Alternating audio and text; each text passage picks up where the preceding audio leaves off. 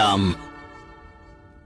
এই বানকে সন্ধান করে আপনি আমার নেত্রকে সেটা দেখিয়েছেন যেটা কদাচিৎ আমি ক্রোধের বশে দেখতে পাচ্ছিলাম না। আপনার বল, আপনার সামর্থ্যকে সন্দেহ করেছি, আমাকে ক্ষমা করবেন। আমি আশ্বস্ত হলাম।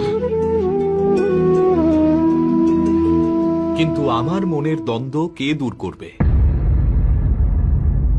আমি রঘুকুলের বংশধর, মুখ থেকে নির্গত শব্দ আর বৈষ্ণব ধনুকে চড়ানো এই বান আজ খালি যাবে না।